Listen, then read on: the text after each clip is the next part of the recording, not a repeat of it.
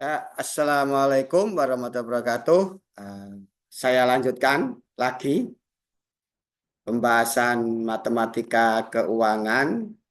Pada kesempatan ini saya akan membahas rente pos numerando. Nah, ini rente pos numerando. Pengertian rente pos numerando itu adalah rente yang dibayar setiap akhir periode. Nah, ini saya ilustrasikan secara matematik bahwa rente itu kan deret modal. Deret modal. Rente itu deret modal yaitu U1 modal akhir pada periode pertama dari angsuran pertama. U2 itu adalah modal akhir dari angsuran kedua yang dibayarkan di akhir periode kedua. Karena pos itu berarti bayarnya di akhir periode.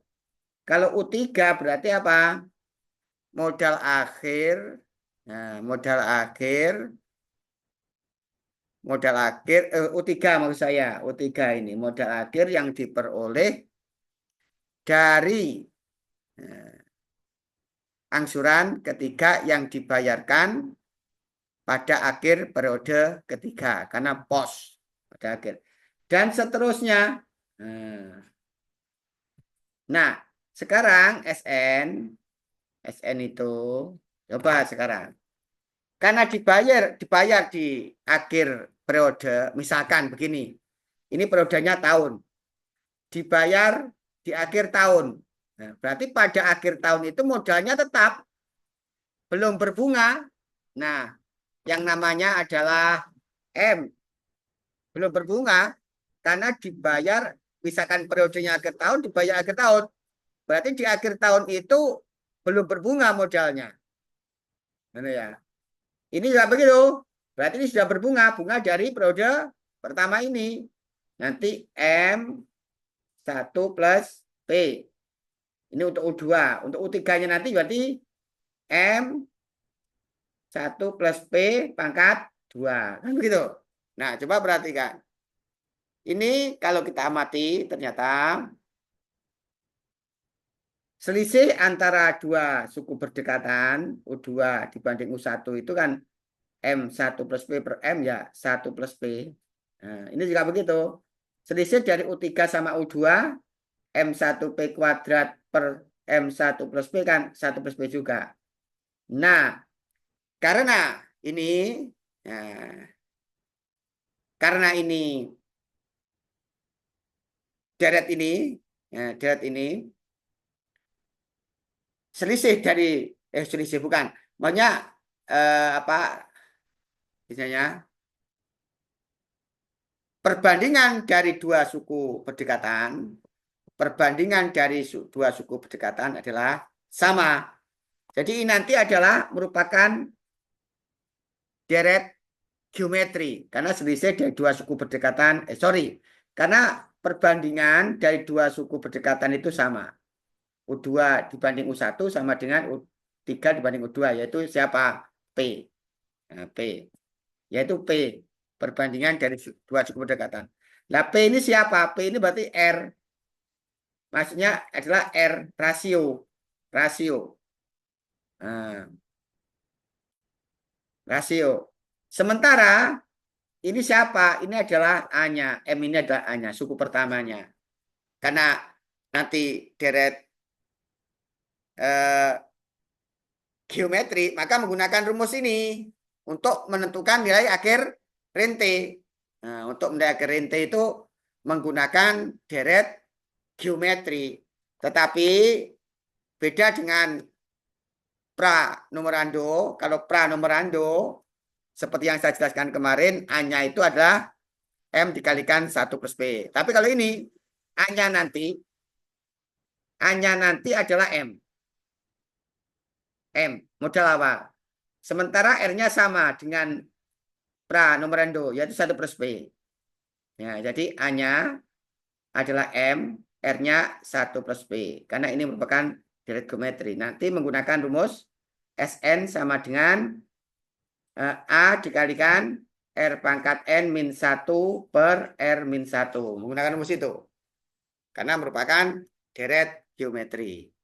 Nah, untuk lebih jelasnya, saya berikan contoh langsung contoh soal. Nah, ini contohnya. Setiap akhir tahun Pak Rudi menabung. Nah, karena pos berarti akhir tahun.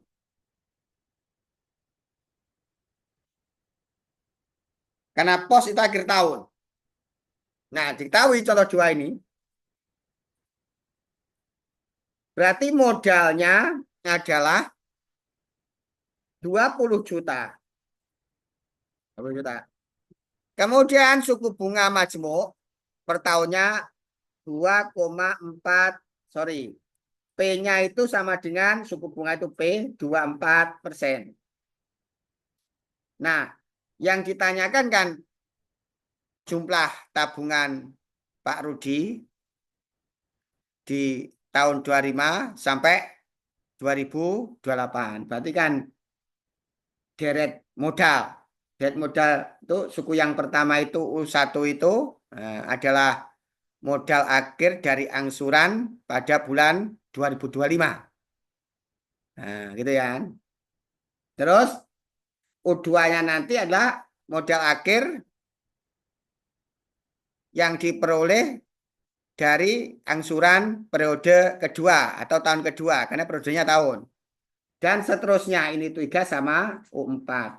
Inilah yang dikenal dengan S4.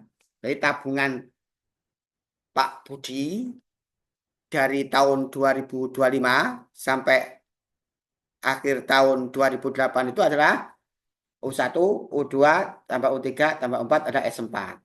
Nah, sementara S4 nanti sama dengan menggunakan rumus ini.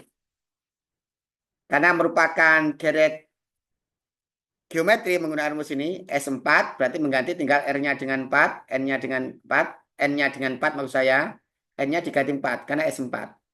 Berarti sama dengan A R pangkat 4 min 1 per R min 1. Nah, S4.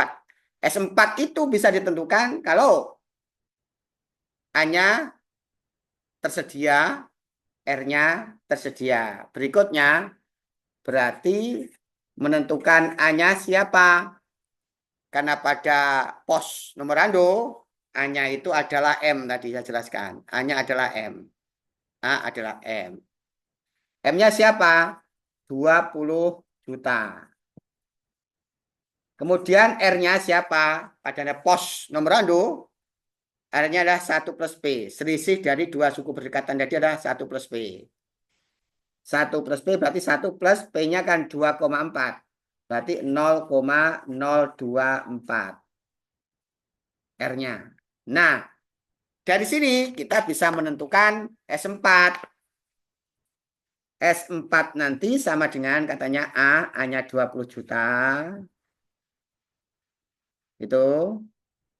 Kemudian R-nya itu 1, R-nya itu berarti nanti hasilnya kan 1,024. Dan itu kan. 1,024 pangkat 4 dikurangi 1. Karena R-nya ini. Per R-nya itu kan 1,024 dikurangi 1 tinggal 0,024. Nah, begitu. Nah, nanti dihitung. Nanti akan ketemu, dihitung, silakan dihitung.